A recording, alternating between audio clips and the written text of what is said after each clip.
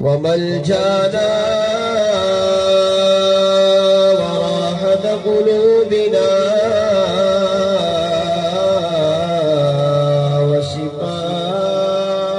وشفاء صدورنا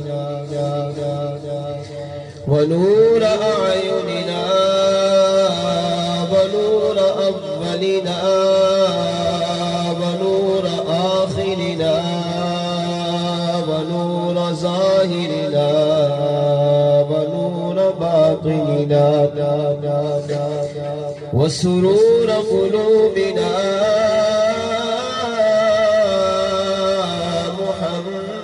محمدا عبده ورسوله أما بعد فأعوذ بالله من الشيطان الرجيم بسم الله الرحمن الرحيم يا أيها النبي إنا أرسلناك شاهدا ومبشرا ونذيرا وداعيا إلى الله بإذنه وسراجا منيرا وبشر المؤمنين بأن لهم من الله فضلا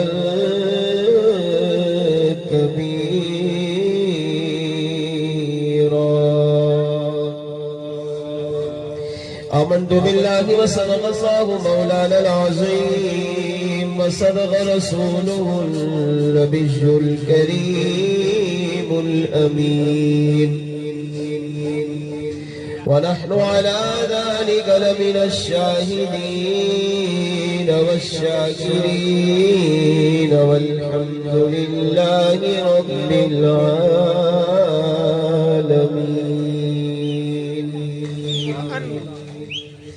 میرے آقا کی ولادت پر ہوئے سب کو عطا بیٹے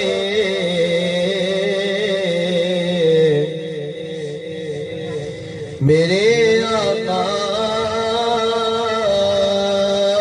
کی ولادت پر ہوئے سب کو عطا بیٹے اسے میلاد کہتے ہیں ولادت ہو تو ایسی ہو آمد مصطفیٰ ہوئی روشن زمانہ ہو گیا آمد مصطفیٰ ہوئی کفر روانہ ہو گیا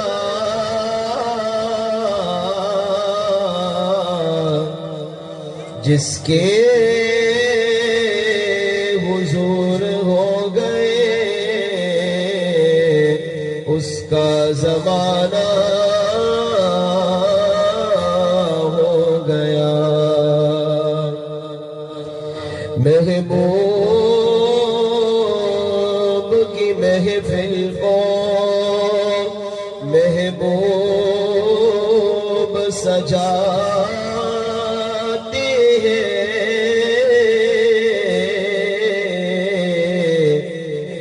آتے ہیں وہی جن کو سرکار بلاتے ہیں، وہ لوگ خدا شاہد قسمت کے سکندر ہیں،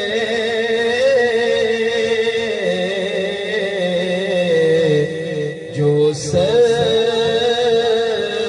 عالم کا میلاد مناتے ہیں۔ سامعین محترم، اللہ تبارک و تعالیٰ کی حمد و ثنا کے بعد اس رب العالمین کی بارگاہ میں دعا ہے، رب کریم آج کی اس بابرکت مقدس محفل کو اپنی بارگاہ میں قبول و منظور فرمائے۔ سب سے پہلے دل کی گہرائیوں سے مبارکباد پیش کروں گا محترم جناب محمد طارق اتاری صاحب اور ان کے والد صاحب، ان کے دیگر اہل خانہ کو، محترم جناب محمد ریاض اتاری صاحب، فدا حسین اتاری صاحب، غلام حسن اتاری صاحب، محمد خلیل اتاری صاحب، ان تمام عاشقان رسول کو دل کی گہرائیوں سے مبارکباد پیش کرتا ہوں۔ انہوں نے ہر سال کی طرح آج بھی مصطفیٰ جان رحمت صلی اللہ تعالیٰ علیہ وآلہ وسلم کے میلاد کی محفل، ذکر کی محفل سجائی ہے۔ اللہ کریم میرا آپ سب کا یہاں پر آنا، محفل میلاد سجانا، میلاد پڑھنا اپنی بارگاہ میں قبول و منظور فرمائے۔ میلاد کی محفل میں جب بھی تشریف لائے تو چند خاص باتیں ہیں جو پیش نظر رکھیں گے تو انشاءاللہ میلاد کی محفل میں جانے سے لطف و سرور بھی نصیب ہوگا اور اس کی برکتیں بھی ملیں گی انشاءاللہ۔ جب میلاد کی محفل میں جائیں تو یہ تڑپ یہ تمنا، یہ خواہش لے کر جائیں کہ اے اللہ تو اپنے محبوب کے میلاد کے صدقے مجھے حضور کا دیدار عطا فرما، کیونکہ میرے آقا اتنے کریم ہیں، اتنے شفیق ہیں، اتنے رحیم ہیں کہ اگر ان کا امتی میلاد کی محفل میں محبت، عقیدت، ذوق، شوق، پیار سے بیٹھے اور حضور کو پکارتا رہے، اپنی توجہ حضور کی طرف رکھے، دل میں حضور کی محبت سجائے بیٹھے، تو میرے آقا اس میلاد کی محفل میں آتے بھی ہیں اور اسے اپنا دیدار بھی عطا کرتے ہیں۔ نمبر 2، جب میلاد کی محفل میں جائیں تو یہ تمنا، یہ خواہش لے کر جائیں، اے اللہ میرے پاس کوئی ایسی نیکی، ایسا عمل تو ہے ہی نہیں جو تیری شایان شان میں نے کیا ہو، میں آج تیرے محبوب کے میلاد کی محفل میں، ذکر کی محفل میں جا رہا ہوں، تو اس میلاد کی محفل کے صدقے میرے گناہوں کو معاف فرما۔ جب بھی میلاد کی محفل میں جائیں یہ نیت لے کر جائیں، اے اللہ اپنے محبوب علیہ السلام کے میلاد کے صدقے مجھ پر آنے والی پریشانیاں، تکالیف، مصیبتیں، دکھ، درد، غم دور فرما۔ جب بھی میلاد کی محفل میں جائیں تو یہ تمنا، یہ حسرت، یہ خواہش لے کر بیٹھے کہ میں میلاد کی محفل میں اس لیے جا رہا ہوں، وہاں جا کر اپنے محبوب کا ذکر کروں گا، حضور کا میلاد سنوں گا، ذکر سنوں گا، اور اس عمل کی وجہ سے اپنے رب کو راضی کرنے کی کوشش کروں گا۔ نمبر 5، جب میلاد کی محفل میں جائیں تو یہ تمنا، یہ خواہش اپنے دل میں ہی سجا کر بیٹھے، اے اللہ میں تیرے محبوب علیہ السلام کی میلاد کی محفل میں آیا ہوں، تو اس میلاد کی محفل کے صدقے میری دنیا، میری قبر، میری آخرت کو روشن کر دے۔ تو یہ تمنا ہے کہ خواہشات لے کر اگر میلاد کی محفل میں بیٹھیں گے انشاءاللہ، جو میں نے عرض کیا، اگر ہماری نیت سچی ہوگی، اخلاص سچا ہوگا، اللہ کی رضا پیش نظر ہوگی، تو میرا کریم رب حضور کے میلاد کے صدقے یہ برکتیں ہمیں بھی عطا فرمائے گا۔ آئیے سب سے پہلے نبی رحمت، شفیع امت، شمع بزم ہدایت، سراپا رحمت، مالک جنت، مالک کوثر، میرے اور آپ کے آقا جناب محمد رسول اللہ احمد مجتبی صلی اللہ تعالی علیہ وآلہ وسلم کی ذات اقدس پر درود پاک پڑھنے کے حوالے سے ایک روایت عرض کرتا ہوں۔ زمانے کے ولی کامل شیخ طریقت مرد قلندر امیر اہل سنت دامت برکاتہ العالیہ ارشاد فرماتے ہیں، ربیع الاول کا مہینہ حضور پر درود پڑھنے کا مہینہ ہے۔ جب یہ مہینہ آئے تو مسلمان کو چاہیے کہ وہ جس طرح دیگر نیک اعمال کرتا ہے، محفلیں سجاتا ہے، میلاد مناتا ہے، لنگر پکاتا ہے، لوگوں کو کھلاتا ہے، خود لنگر کھاتا ہے، نماز کا اہتمام کرتا ہے، قرآن کی تلاوت کرتا ہے، اسے چاہیے کہ دیگر نیک اعمال کے ساتھ ساتھ اس مبارک مہینے میں اپنے آقا پر درود و سلام پڑھنے کی عادت بھی بنا لے۔ اگر ہم میلاد کی برکتیں لینا چاہتے ہیں، میلاد کی عظمتیں سمیٹنا چاہتے ہیں، ہم چاہتے ہیں کہ واقعی میلاد ہمیں فائدہ دے، اتنا فائدہ دے جتنا فائدہ میلاد نے ہم سے پہلے کے لوگوں کو دیا۔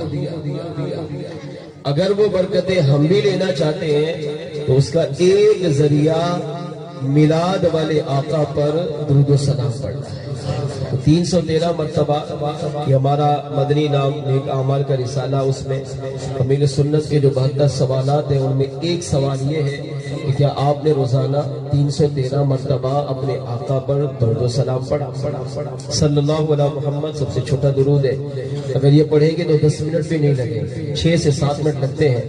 روزانہ 6 سے 7 منٹ نکال کر صلی اللہ علیہ محمد صلی اللہ علیہ وسلم یہ درود و سلام پڑھنے کی عادت بنا لیں، کم از کم میلاد کے مہینے میں پڑھیں، پھر دیکھیں اللہ کریم اس کی برکتیں ہمیں کتنی عطا فرماتا ہے۔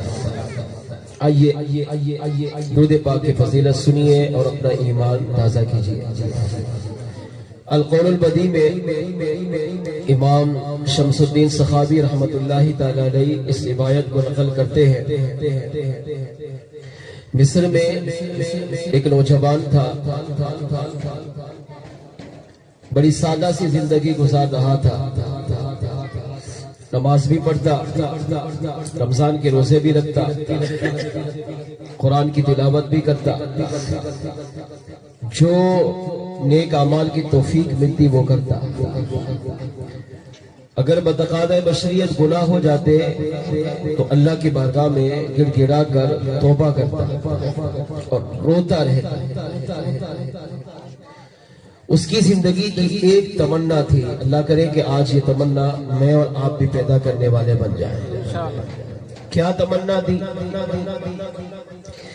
جب بھی نیک عمل کرتا تو اللہ کی بارگاہ میں دعا مانگتا، اے اللہ مجھے مرنے سے پہلے اپنے محبوب علیہ الصلوۃ والسلام کا ایک بار دیدار عطا فرما۔ جس نے حضور کو خواب میں دیکھا اس نے حق دیکھا، من رآنی فی المنام فقد رأى الحق۔ میرے آقا علیہ السلام فرماتے ہیں جس نے نیند میں مجھے دیکھا اس نے حق دیکھا، سچ دیکھا، مجھے ہی دیکھا۔ اور ایک حدیث میں ہے میرے آقا فرماتے ہیں جس نے خواب میں مجھے دیکھا وہ عنقریب بیداری میں بھی مجھے دیکھے گا۔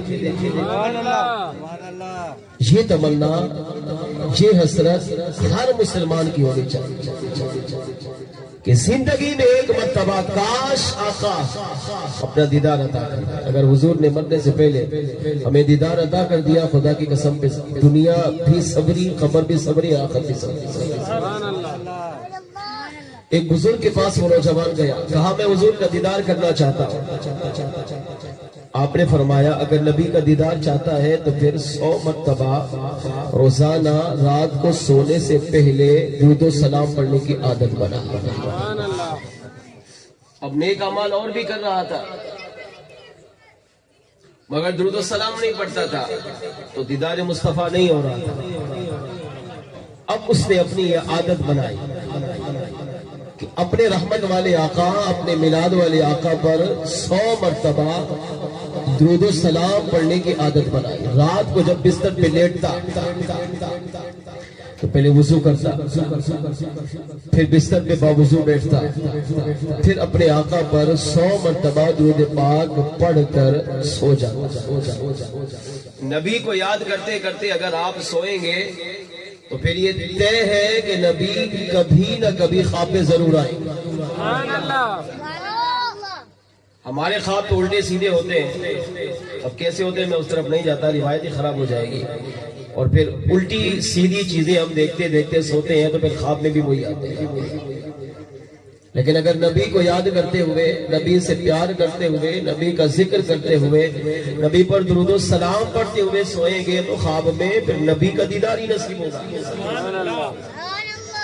تو اس نوجوان کا نام علامہ شمس الدین سخاوی کہتے ہیں محمد بن سعید تھا۔ وہ کہتے ہیں کہ میں نے 100 مرتبہ درود و سلام پڑھنے کی عادت بنا لی۔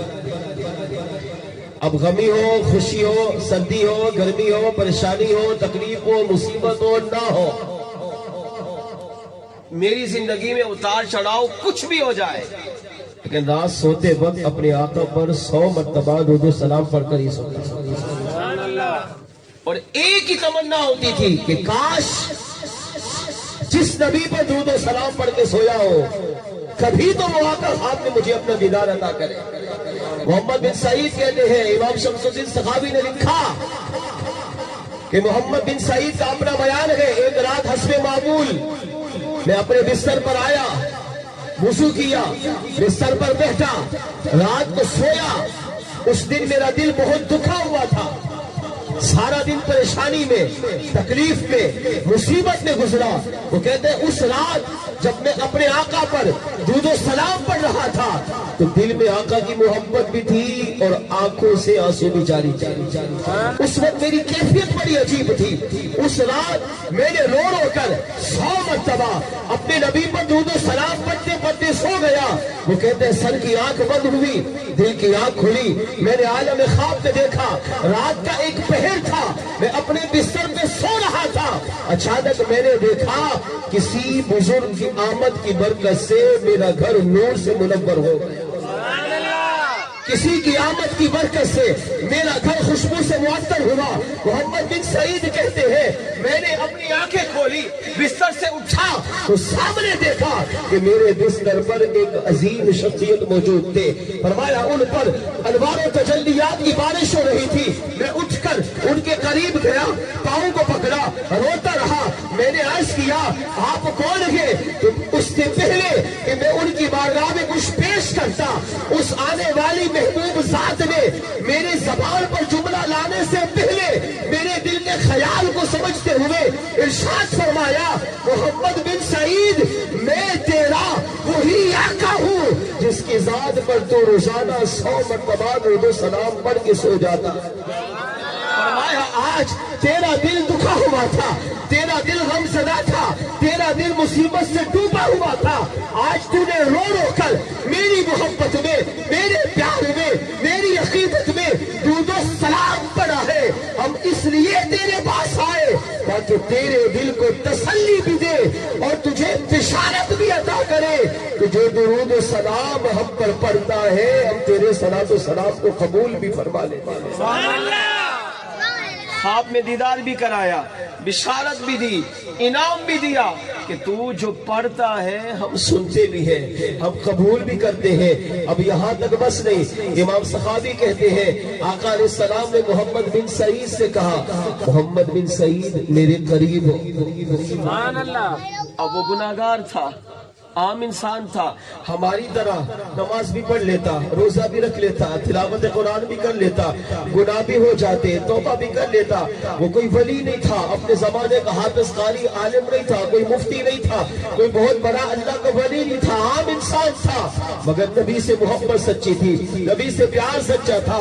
محمد بن سعید کہتے ہیں آقا نے فرمایا محمد بن سعید میرے قریب ہو. میں حضور کے قریب ہوا, ارشاد فرمایا اور قریب ہو. میں تھوڑا اور قریب ہوا, ارشاد فرمایا اور قریب ہو, یہاں تک کہ میں نے اپنے گھٹنے حضور کے گھٹنوں سے ملا دیے, اپنے ہاتھوں کو زانوں پہ رکھا, سر جھکا ہوا تھا, رو رہا تھا.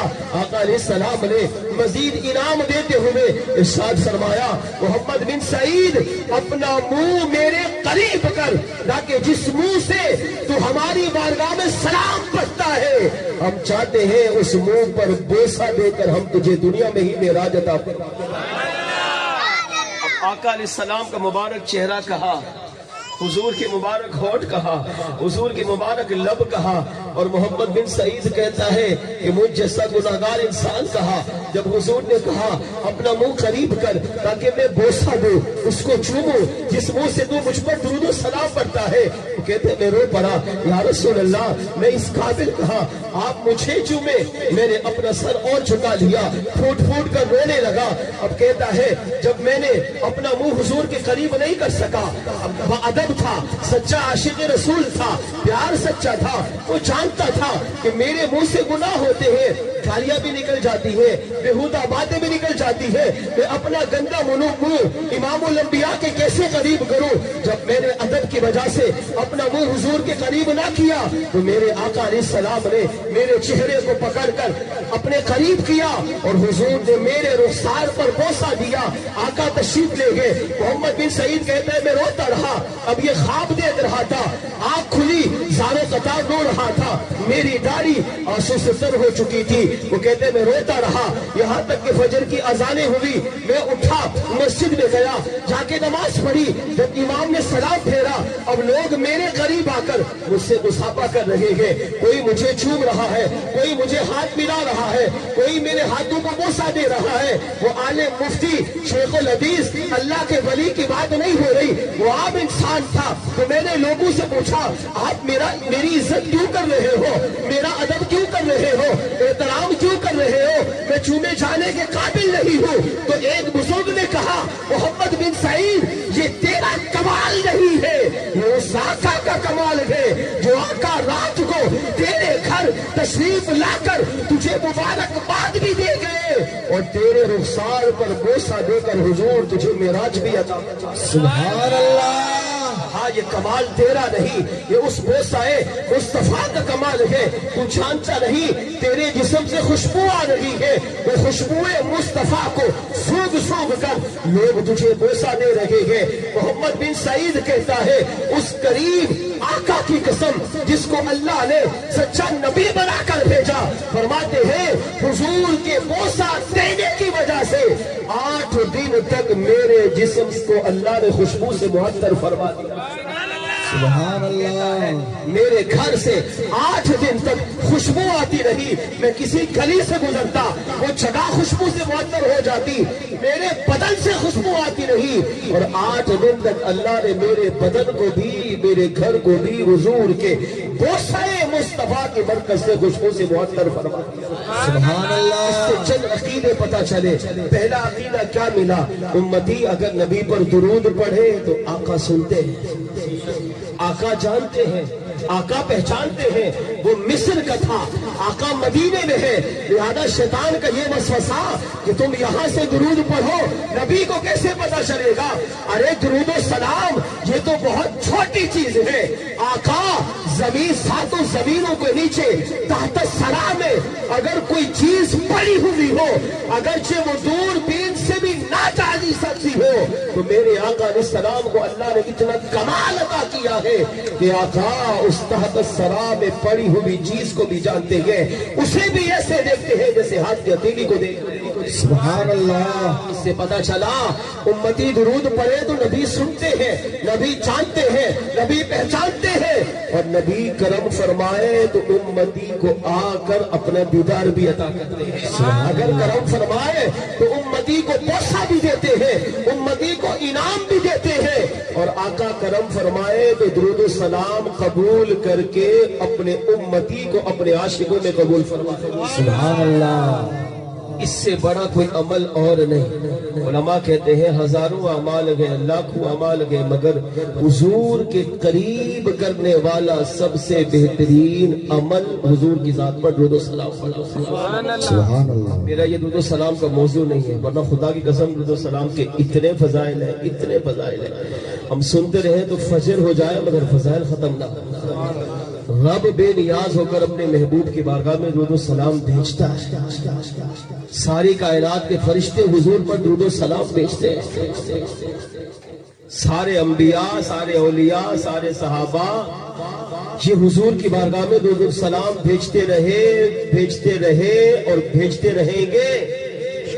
سبحان اللہ۔ اگر ایک ہم ہیں کہ اپنے آقا پر درود و سلام ہی نہیں پڑھتے تو آج کی طارق بھائی کی اس محفل سے نیت لے کر کرتے ہیں نیت، انشاءاللہ دل مانتا ہے تو کر لیجئے اپنے آقا پر روزانہ، چلو 313 مرتبہ نہیں 100 دفعہ ہی پڑھ لیں، مرنا تو ہے، کب موت ہو جائے کچھ پتا ہے نہیں۔ آج کل ویسی موت جوانی میں آ رہی ہے، بوڑھے کم جوان زیادہ مر رہے ہیں، ہم سمجھتے نہیں بوڑھے ہو کر ہی مریں گے، ایسا نہیں۔ کب مر جائیں قبر میں تو آقا آئیں گے، کیا منہ دکھائیں گے آقا کو؟ اتنا بھی نہیں کر سکے؟ اگر آقا نے پوچھا میرا امتی تھا کبھی مجھ پر درود پڑا، کیا جواب دیں گے؟ کم از کم یہی تحفہ لے کر قبر میں اتر جائے، یا رسول اللہ ٹھیک ہے گناہگار تھا، بدکار تھا، جیسا بھی تھا، مگر آپ سے محبت سچی تھی، آپ سے پیار سچا تھا، آپ سے عشق سچا تھا، میں آپ پر درود و سلام پڑھا تھا، بس قبر میں اور تو کچھ نہیں لا سکا، درود و سلام کا تحفہ لے کر درود و سلام پڑھنے کی عادت بنا لیں۔ امام عبد الرحمن فرماتے ہیں، عبد الرحمن جامی بہت بڑے اللہ کے ولی گزرے، بہت بڑے عاشق رسول گزرے، یہ وہ تھے کہ جن کو حضور مدینے میں بھی نہیں آنے دیتے تھے، کہتے تھے ان کو روکو، اگر یہ مدینے میں آ گئے، میرے روزے پر آ گئے تو میں مزار سے باہر آ کر ان کا استقبال کروں گا۔ سبحان اللہ۔ اتنے بڑے عاشق رسول، انہوں نے اپنی کتاب میں لکھا کہ جو شخص حضور پر روزانہ 100 مرتبہ درود و سلام پڑھ کر سوئے تو مرتے ہوئے آقا علیہ السلام اسے اپنا دیدار بھی عطا کریں گے اور اس کا سر اٹھا کر حضور اپنی گود میں رکھیں گے۔ وہ جو سکرات کا عالم ہوگا وہ اسے تکلیف ہوگی نہیں، وہ حضور کے جلووں میں گم ہوگا۔ اور یہ وظیفہ وہ ہے امام عبد الرحمن جامی کہتے ہیں جو مستند ہے اور مجرب یعنی تجربہ شدہ، 100 مرتبہ سلام پڑھنے کی عادت بنائیے، مل کر آئیے، محبت و عقیدت کے ساتھ بارگاہ رسالت میں درود و سلام کا نظارہ پیش کیجیے۔ الصلاۃ والسلام علیک یا سیدی یا رسول اللہ، الصلاۃ والسلام علیک یا سیدی یا حبیب اللہ، الصلاۃ والسلام علیک یا سیدی یا رحمت للعالمین وعلی آلک واصحابک یا سیدی یا خاتم النبیین۔ مورد قانون کی گلی گلی کو گواہ بنا کر پڑھیے صلی اللہ علیہ یا رسول اللہ وسلم علیک یا حبیب اللہ، صلی اللہ علیہ یا رسول اللہ وسلم علیک یا حبیب اللہ۔ ناز شریف کی چند اشعار پڑھتا ہوں. یا رسول اللہ کا اس میں نعرہ ہے تو آگے پیچھے الفاظ نہ بھی آئے تو یا رسول اللہ ضرور کہیں گے. سرائی کی ہمارے یہاں زیادہ بیٹھے یقیناً یہ پنجابی بھی سمجھتے ہوں گے جانتے ہوں گے تو پنجابی میں کلام پڑھنے کا حکم ملا ہے. 3 اشعار پڑھتا ہوں لیکن آپ سب مل کر پڑھیں گے انشاءاللہ. ذوق شوق تو سے آئے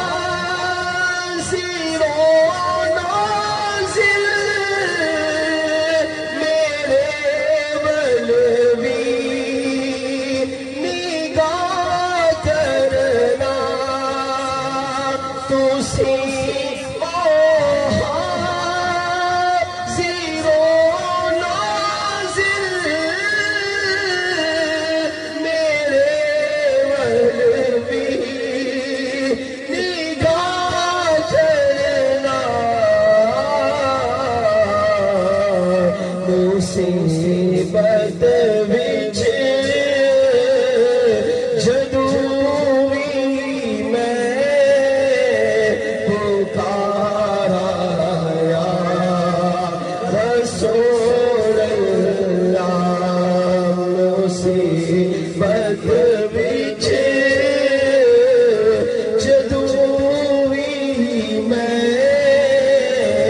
पुकारा या रसूल अल्लाह बिरादा चैन पाया बेकरारा या रसूल अल्लाह यकीनन आप हर आशिक के घर तशरीफ लाते हैं यकीनन आप हर आशिक के घर तशरीफ लाते हैं मेरे घर में भी हो जाए चरागा या रसूल अल्लाह मेरे घर में भी हो जाए चरागा या रसूल अल्लाह दीदादा चैन पाया बेकरारा या रसूल अल्लाह मेरा दिल भी चाहता है मेरे घर भी तुसी आओ मेरा दिल भी चाहता है मेरे घर भी तुसी आओ तेरी रहवा दे विच पलका बिछावा या रसूल अल्लाह तेरी रहवा दे विच पलका बिछावा या रसूल अल्लाह तुसी आए ते खिड़ पईया बहारा या रसूल अल्लाह दिलादा चैन पाया बेकरारा या रसूल अल्लाह दिलादा चैन पाया बेकरारा या रसूल अल्लाह करीम ने कुरान पाक में इरशाद फरमाया या अय्युहन नबीय्यु ए महबूब इन्ना अरसलनाका बेशक हमने आपको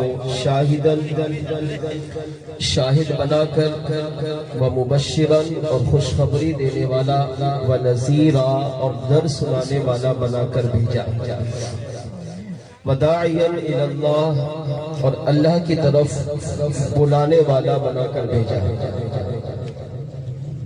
वसिराजम मुनीरा, और चमकता हुआ और चमकाने वाला बनाकर भेजा है।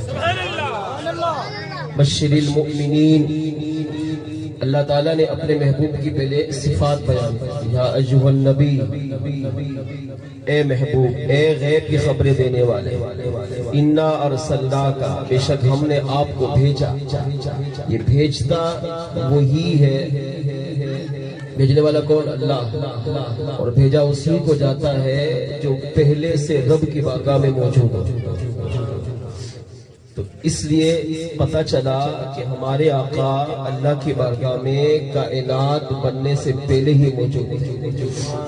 सिफात बयान की, शाहिदन, आपको शाहिद बनाकर, हाजिर और नाजिर बनाकर भेजा। मुबश्शिरन, खुशखबरी देने वाला बनाकर भेजा। नज़ीरा, डर सुनाने वाला बनाकर भेजा। दाइयन इलल्लाह, अल्लाह की तरफ बुलाने वाला बनाकर भेजा। सिराजम मुनीरा, खुद चमकता हुआ और कायनात को चमकाने वाला बनाकर भेजा। अल्लाह ने अपने महबूब की शान, सिफात बयान की। यही मिलाद है। मिलाद की महफिल का मतलब ये है कि जिस महफिल में आप अपने महबूब का तज़किरा कर दे, हुजूर की शान बयान कर दे, हुजूर की अज़मत बयान कर दे, वही महफिल मिलाद हो जाती है। अब अल्लाह ने अपने महबूब का जिक्र किया, मिलाद बयान किया, फिर फरमाया बश्शिरिल मुमिनीन, ईमान वालों को बिशारत दो। ये नहीं कहा इंसानों को बिशारत दो, ये नहीं कहा लोगों को बिशारत दो, ईमान वालों को बिशारत दो। क्योंकि रब जानता है कि ईमान वाला ही अपने रब से भी मोहब्बत करता है, अपने आका से भी मोहब्बत करता है। वरना लोग तो करोड़ों हैं, अरबों खरबों हैं, मगर मोहब्बत हर एक नहीं करता। इंसान 8.5 अरब से भी ज्यादा बसते हैं जमीन पर, मगर मोहब्बत सारे नहीं करते। मोहब्बत कौन करेगा? ईमान। तो अल्लाह ने फरमाया ईमान वालों को बिशारत हो। ये अल्लाह किस चीज की बिशारत है? फरमाया बश्शिरिल मुमिनीन, ईमान वालों को बिशारत दीजिए बिअन्न लहुम, कि बेशक उनके पास, किसके पास? ईमान वालों के पास, मिनल्लाह, अल्लाह की तरफ से, फज़लन कबीरा, सबसे बड़ा फजल हुजूर की ज़ात की सूरत में दुनिया में तशरीफ। ईमान वालों को अल्लाह ने बिशारत दी कि ए ईमान वालों, तुम्हें बिशारत हो, मैंने अपने महबूब को सबसे बड़ा फजल बनाकर तुम्हारे अंदर पैदा फरमाया। मेरे और आपके आका अल्लाह का सबसे बड़ा फजल है। अल्लाह के हम पर हजारों फजल है। हमें इंसान बनाया, मुसलमान बनाया, मोमिन बनाया, सुन्नी बनाया, आशिक रसूल बनाया, अल्लाह रसूल से मोहब्बत करने वाला बनाया, सहाबा अहले बैत से प्यार करने वाला बनाया, औलिया उलमा से मोहब्बत करने वाला बनाया। ये सब अल्लाह के फजल है। इज्जत दी, शोहरत दी, माल दिया, दौलत दी, हुस्न जमाल दिया, जो भी अल्लाह ने, अच्छी औलाद दी, अच्छी ज़ौजा दी, अच्छे पड़ोसी दिए, अच्छा खानदान दिया, अच्छा घर दिया, अच्छी नौकरी दी, हर एक अल्लाह का फजल है। मगर इन तमाम फजलों में सबसे बड़ा फजल अल्लाह ने अपने महबूब को दुनिया में पैदा फरमाकर हम पर फरमाया। याद हमें चाहिए कि हर फजल पर रब का शुक्र करें, लेकिन आका अलैहिस्सलातु वस्सलाम के मिलाद के महीने में हुजूर का मिलाद मनाकर अपने रब का शुक्र अदा करें। उसी शुक्र को अदा करने के लिए मैं और आप यहाँ पर जमा है। 2 रिवायात आपकी बारगाह में अर्ज करके फिर मैं इजाजत चाहता हूँ। तवज्जो मेरी तरफ रखेंगे, मुख्तसर इंशाअल्लाह 2 बातें अर्ज करूँगा। और भी बातें मैं लेकर आया था, लेकिन वक्त इजाजत नहीं दे रहा। दुरूद शरीफ और नात में हमारा काफी वक्त लग गया है, तो 2 बातें अर्ज करूँगा, इंतहाई तवज्जो से सुनेंगे। हमारा ये पहला नजरिया है कि आका मिलाद की महफिल में आते हैं। कब आते हैं? जब मिलाद मनाने वाले दिल से हुजूर को पुकारे। हम हुजूर को अभी पुकारने की कोशिश करेंगे, दिल से मिलाद मनाने वाले, हुजूर से प्यार करने वाले, अकीदत से, मोहब्बत से अगर हुजूर को बुलाए। अच्छा, जरूरी नहीं कि सारे دل سے بلا رہے ہو، لیکن جہاں 40 جمع ہو تو وہاں ایک نیک تو ضرور ہوتا ہے. تو وہ ایک نیک اگر حضور کو بلائے گا تو پھر آقا آ جائے گا. میرے آقا میلاد کی محفل میں آتے ہیں. شرط یہ ہے کہ میلاد حضور کے لیے منایا گیا ہو. نمبر 2، اس میں اخلاص ہو، اللہ کی رضا ہو، ریاکاری نہ ہو، تکبر نہ ہو، غرور نہ ہو، دکھاوا نہ ہو، دنیاوی لالچ نہ ہو. رب کی رضا کے لیے میلاد منایا گیا ہو اور آقا کو راضی کرنے کے لیے منایا گیا ہو تو ایسی میلاد کی محفل میں آقا آتے بھی ہیں، قبول بھی کرتے ہیں. نمبر 2، میلاد منانے والوں میں سے کوئی ایک ایسا نیک ہوتا ہے جو حضور کو دل سے پکارتا ہے تو آقا میلاد کی محفل میں تشریف لے آتے ہیں. اس بات کو اس روایت سے سمجھیں. سید دیدار علی شاہ صاحب رحمۃ اللہ تعالی علیہ بہت بڑے اللہ کے ولی گزرے ہیں. سید بادشاہ آپ نے اپنی کتاب انوار المیلاد النبی میں اس حکایت کو نقل کیا. فرماتے ہیں کہ میری عادت تھی کہ میں ہر سال آقا علیہ الصلوۃ والسلام کا میلاد مناتا تھا. زندگی میں اتار چڑھاؤ آتا رہا، اگر میں نے کبھی حضور کی میلاد کو چھوڑا نہیں. کبھی رقم زیادہ ہوتی تو اچھا میلاد منا لیتا، کبھی تنگستی ہوتی تو چھوٹا میلاد کر لیتا، کبھی خرچہ بڑھا دیتا، کبھی کم کر دیتا، جیسے ہماری زندگی کا معمول ہے کہ فراخی ہو تو بڑے پیمانے پر اچھا لنگر ہزاروں لوگوں کو کھلایا جاتا ہے، نہیں ہو تو صرف میلاد کی محفل سجا لی جاتی ہے. آقا بڑی محفلیں چھوٹی محفلیں نہیں دیتے، وہ چھوٹی ہو بڑی ہو بس منانے والے دل والے ہوں، منانے والے پیار والے ہوں، منانے والے سچے لوگ ہوں. میرے آقا انہی کی میلاد کو بھی قبول کر لیتے ہیں. سید دیدار علی شاہ صاحب رحمۃ اللہ علیہ فرماتے ہیں کہ ایک سال ایسا آیا کہ میں نے میلاد کے محفل سجائی.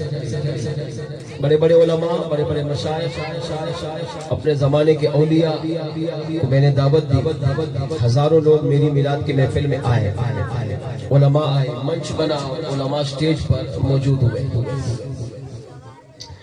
اب سب نے تلاوت ہوئی، نعتیں ہوئی، سب نے آقا علیہ الصلوۃ والسلام کا ذکر خیر کیا.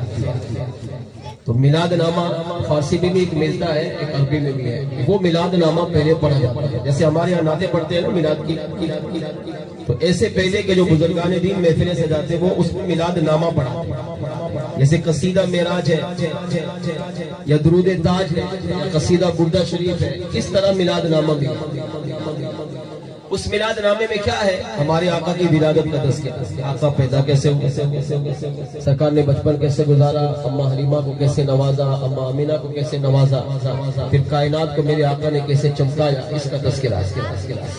آقا دنیا میں تشریف لائے تو دنیا کا نظام کیسے بدلا، اس کا تذکرہ اس میلاد نامے میں موجود ہے. تو آپ فرماتے ہیں کہ اس سید دیدار علی شاہ صاحب کہتے ہیں اس میلاد کی محفل میں اپنے زمانے کے ایک بہت بڑے اللہ کے ولی جن کو دنیا حاجی امداد اللہ مہاجر مکی رحمت اللہ تعالی علیہ کے نام سے جانتی ہے. اچھا، یہ وہ بزرگ ہے جس کو ہر فرقے والا مانتا ہے.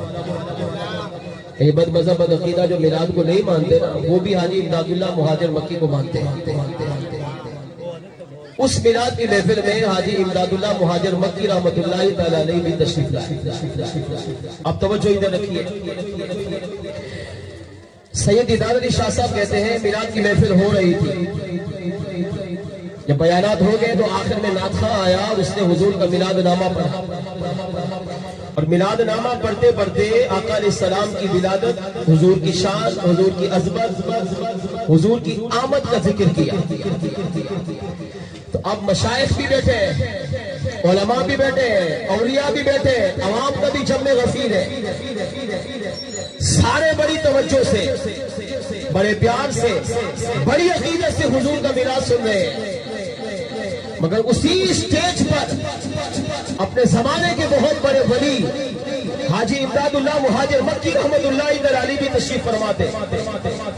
جب شاعر نے حضور کا میلاد نامہ پڑھا اور میلاد کے اس شعر پر پہنچا کہ یا رسول اللہ، آپ وہ ہیں کہ جب دنیا میں تشریف لائے تو اللہ نے آپ کی آمد کی برکت سے آپ کو ایسا پاکیزہ نور بنا کر پیدا کیا کہ آپ کے آنے کی برکت سے اللہ نے ساری کائنات کی ظلمت و تاریکی کو بھی نور میں تبدیل فرما دیا۔ اب جب یہ میلاد نامہ پڑھا، آقا آپ نور ہیں، آپ نور بن کر آئے، آپ چمکتے ہوئے آئے اور آپ نے آ کر کائنات کو چمکایا، تو ہزاروں لوگوں نے، آپ کی بات بیان نہیں کر رہا، ہزاروں لوگوں نے دیکھا کہ حاجی امداد اللہ مہاجر مکی جو اسٹیج پر موجود تھے وہ کھڑے ہوئے اور کھڑے ہو کر بقیہ پورا میلاد نامہ کو ہاتھ باندھ کر سر جھکا کر چھوم کر سنتے رہے۔ اب لوگوں کو بڑی حیرت ہوئی، لوگوں نے کہا ان کو کیا ہو گیا؟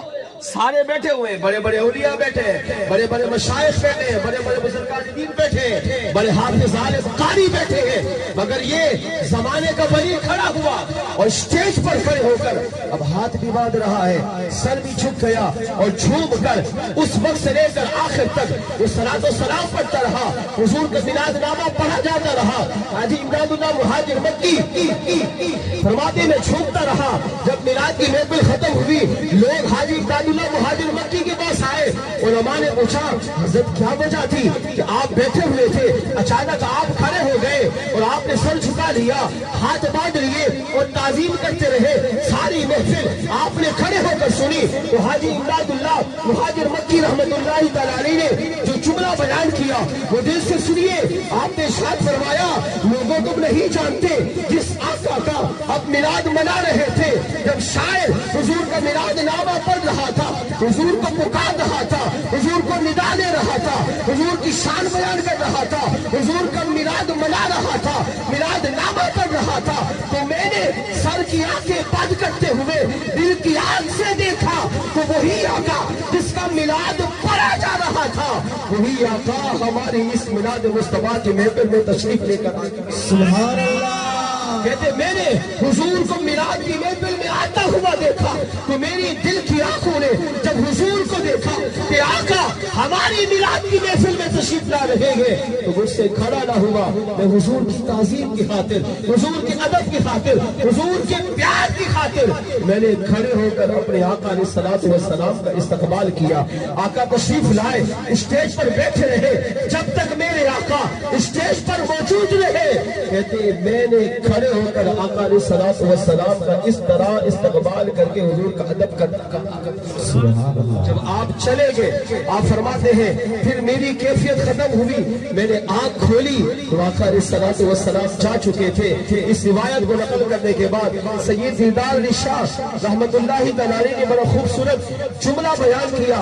آپ فرماتے ہیں کہ حاجی امداد اللہ مہاجر مکی کھڑے رہے، آقا علیہ السلام کی تعظیم کرتے رہے، حضور کا ادب کرتے رہے۔ اس سے پتہ یہ چلا، عقیدہ یہ ملا، آپ فرماتے ہیں میں نے ساری زندگی حضور کا میلاد منایا، طلب یہ رکھتا تھا کہ کاش آقا کسی کو میلاد کی محفل میں تشریف لے آئے، مگر آج اس سال جب میں نے حضور کا میلاد منایا تو میرے آقا علیہ الصلوۃ والسلام میری میلاد کی محفل میں تشریف لے آئے، میرے میلاد کو قبول بھی فرمایا، اور جس کو حاجی امداد اللہ مہاجر مکی نے دل کی آنکھ سے دیکھ کر کھڑے ہو کر حضور کا استقبال کر کے قیامت تک آنے والی حضور کی امت کو پیغام دیا کہ اے عاشقان رسول، جب ربیع الاول کا مہینہ آئے تم بھی اپنے نبی کا میلاد مناتے رہنا، حضور کو یاد کرتے رہنا، حضور کو پکارتے رہنا۔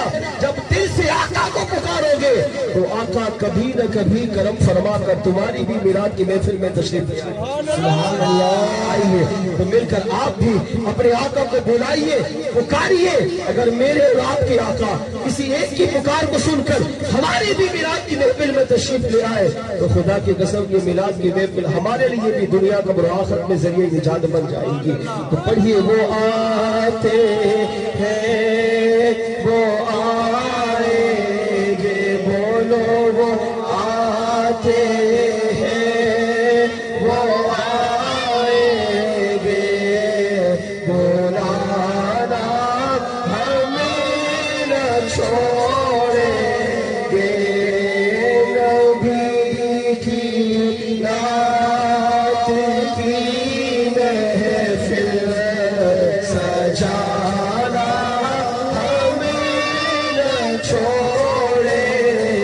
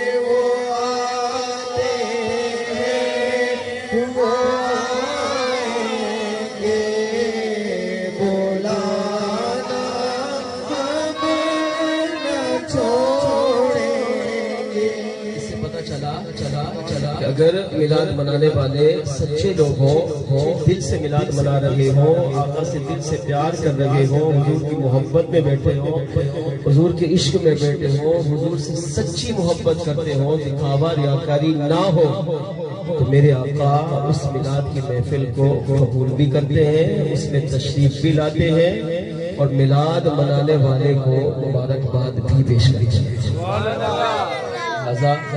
جس نبی کا میلاد مناتے ہیں، جب وہ نبی آ گئے، نبی نے میلاد قبول کر لیا، تو سمجھو کہ دنیا کا برابر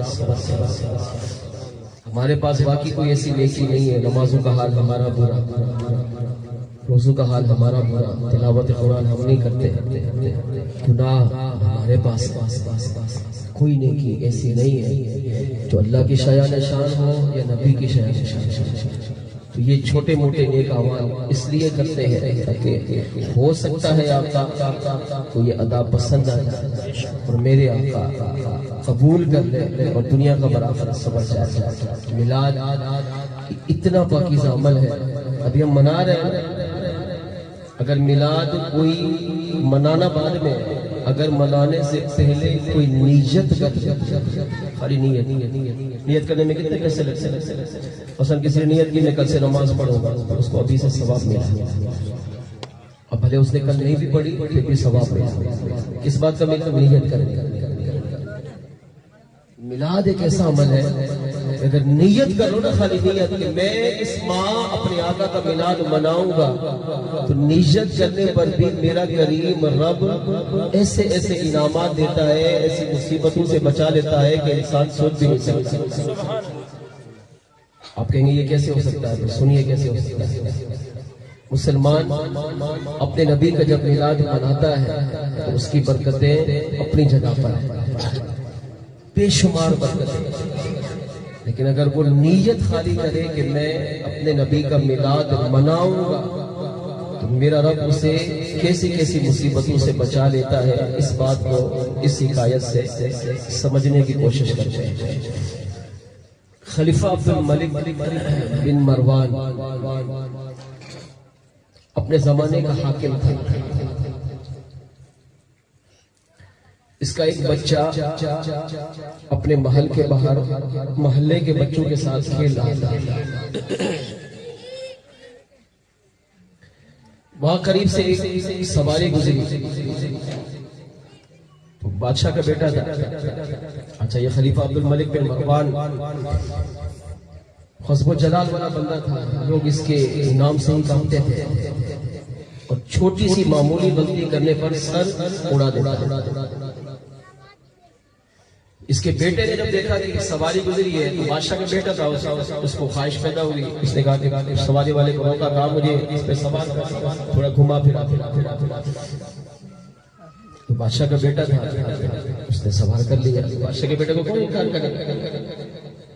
اس نے سوچا کہ چلو اس کو تھوڑا گھماؤں گا پھراؤں گا تو بادشاہ کو پتہ چلے گا، تو بادشاہ سلامت خوش ہو، انعام سے نوازیں گے، میرا کچھ فائدہ ہو جائے گا۔ بچے کو سواری پہ سوار کیا اور چل پڑا۔ اسی محلے کا ایک اور نوجوان گھوڑے پر سوار ہوا، تو اب وہ سیکھ رہا تھا گھوڑا چلانا، گھوڑا چلاتے کیسے۔ جب اس کو شرارت سوچی اور اس نے گھوڑا دوڑایا،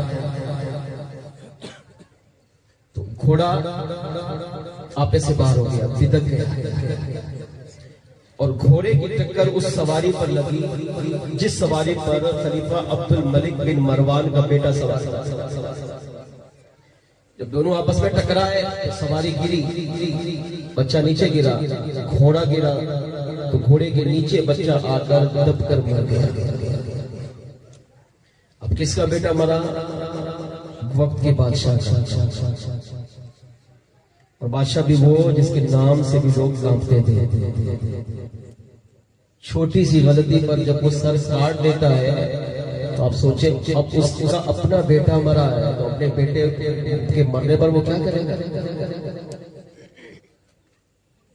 لیکن جو نوجوان تھا، جو گھوڑے پر سوار تھا، جو گھوڑا سیکھ رہا تھا، سواری کر رہا تھا، اور گھوڑا بدک گیا، ظاہر اس کا قصور بھی نہیں، وہ سیکھ رہا تھا، گھوڑا بدکا تو ٹکرا گیا۔ लाश को वो सवारी वाला डरते डरते कांपते कांपते खलीफा के पास ले गया। बादशाह पूरी रात रोता रहा, अपने बेटे के गम में चले गया, सो पड़ा। बादशाह सलामत गम में, पूरा दरबार गम में, हर नौकर चाकर अफसोस कर रहा है, गम कर रहा है, आंसू बहा रहा है, बादशाह का साथ दे रहा है। अब उसकी कैफियत क्या होगी नौजवान की कि जिसकी गलती की वजह से, जिसके घोड़े बिदकने की वजह से बादशाह का बेटा इंतकाल कर गया। वो तो अपनी जिंदगी की आखिरी सांसें गिनने लग गया, अब तो मेरा मरना पक्का है। जब बादशाह एक छोटी सी गलती पर मार देता है, मैंने तो उसको बेटे के बदले मेरी गलती ना भी हो, लेकिन मुजरिम तो मैं ठहरूंगा, क्योंकि मेरे घोड़ा बिदका, मेरा घोड़ा जाकर टकराया, मेरे घोड़े के नीचे बच्चा मरा।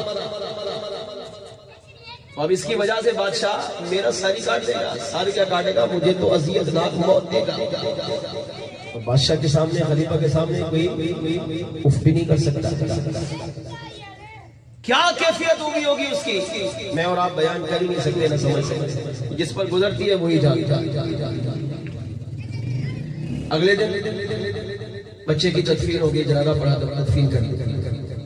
या बादशाह का गम हल्का हुआ, 2-3 दिन गुजर गए, तो बादशाह ने पूरे वाक़े की तहकीक की। तो तहकीक करने पर पता चला कि फुला मोहल्ले के नौजवान ने घोड़े पर सवारी करते हुए इससे टक्कर मारी और उसी के घोड़े के नीचे आपका बेटा आकर मर गया। तो बादशाह ने हुक्म दिया कि उसे मेरे पास ला। सिपाही उसके घर पहुंचे, उसे कहा बादशाह बुला रहा, और वो समझ गया कि मेरी मौत का वक्त आ चुका है, अब तो मेरा मरना पक्का है। उससे पैगाम भेजा, कहा बादशाह सलामत से कहिए मुझे आज की रात की मोहलत दे, बस एक रात। जानता हूं मैं कत्ल हो जाऊंगा, मेरी गर्दन उड़ा दी जाए, आज की रात मुझे मोहलत दे। सुबह आपके आने से पहले, दरबार लगने से पहले मैं खुद ही बादशाह के दरबार में हाजिर हो जाऊं।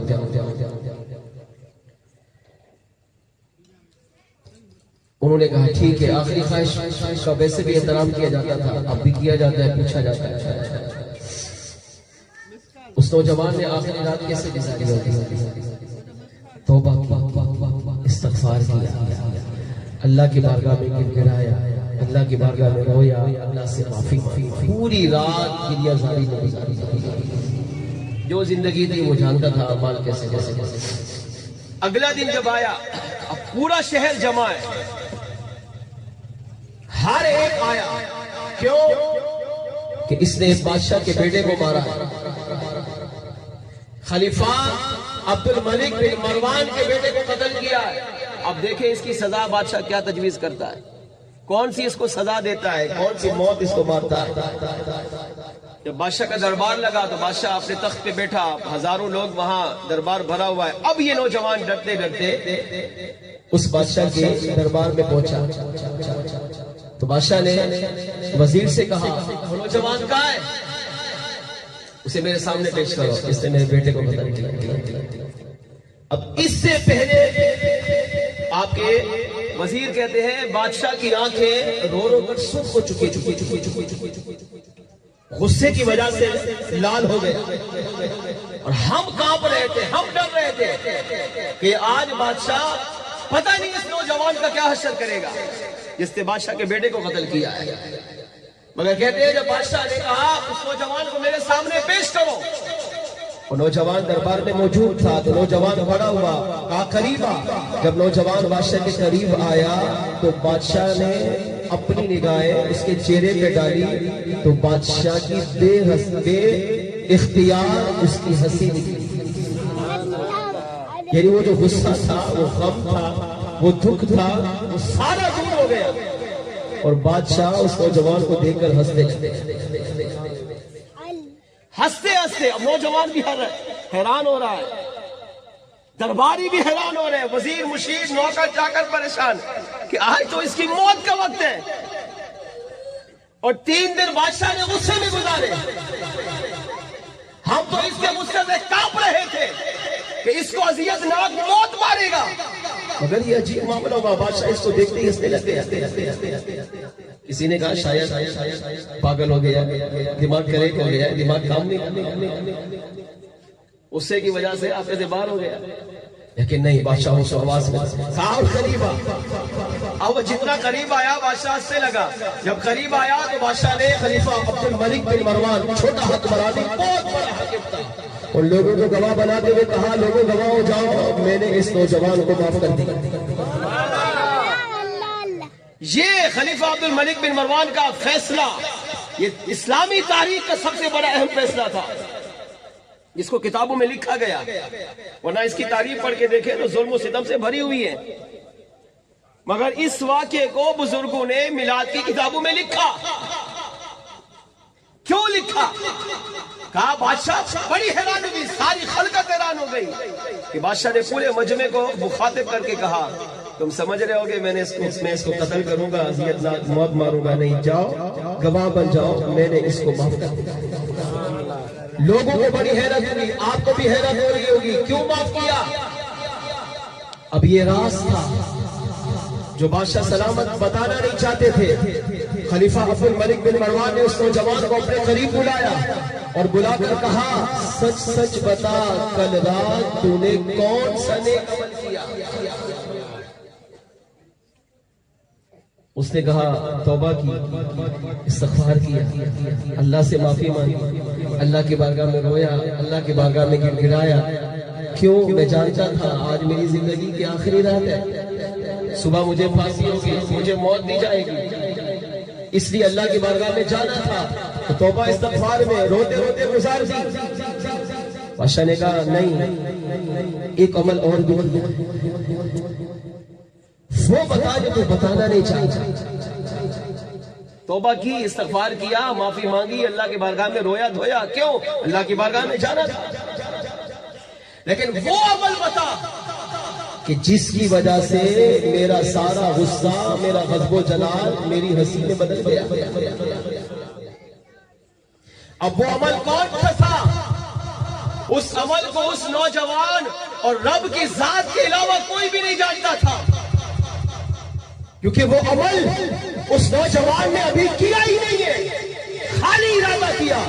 تو جب خلیفہ عبد الملک بن مروان نے کہا میں نے تجھے معاف کیا، سارے درباروں کو گواہ بنایا، تجھے دنیا میں بھی معاف کرتا ہوں، آخرت میں بھی معاف کرتا ہوں، لیکن عمل بتا کر جا کہ رات کو تو نے کون سا عمل کیا؟ تو نوجوان کہنے لگا اے بادشاہ سلامت، میں نے کوئی اور عمل تو نہیں کیا، بس توبہ کرتا رہا، استغفار کرتا رہا، روتا رہا، اللہ کی بارگاہ میں گڑگڑاتا رہا۔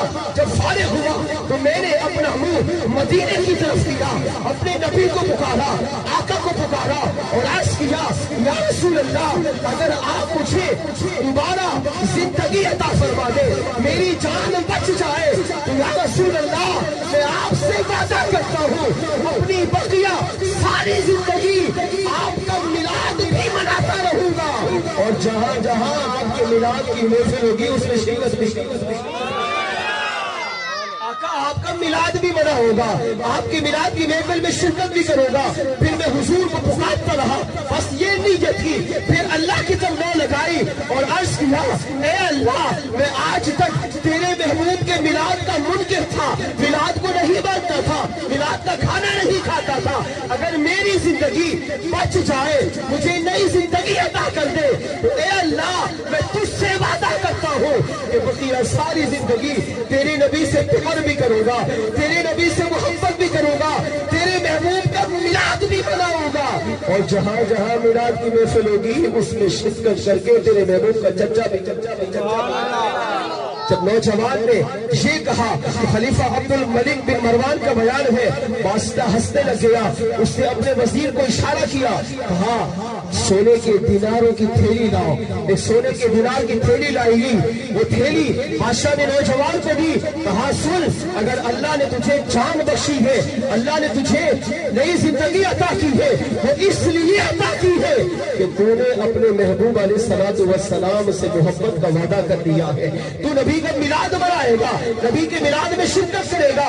1000 دینار کی تھیلی دیتے ہوئے کہا پھر اس نیکی میں تو بھی شریک تکلیف ہوتا ہے، کہا یہ 1000 دینار لے جا اور میری اس رقم کو بھی میرے آقا علیہ السلام کے میلاد پہ خرچ کر، تاکہ تو بھی میلاد منانے والوں میں شامل ہو اور اللہ مجھے بھی میلاد منانے والوں میں قبول فرمائے۔ سبحان اللہ۔ اس حکایت سے پتہ یہ چلا کہ میلاد ایک ایسا بابرکت عمل ہے، منانے کی برکتیں اپنی جگہ ہے، لیکن اگر مسلمان سچی نیت کر لے، دل سے ارادہ کرے، دل سے پیار کرے، دل سے پکی نیت کرے، ارادہ کرے، میں نبی کا میلاد مناؤں گا، میلاد میں جاؤں گا، تو اللہ اور مصیبتوں کو دور کرتا ہی ہے۔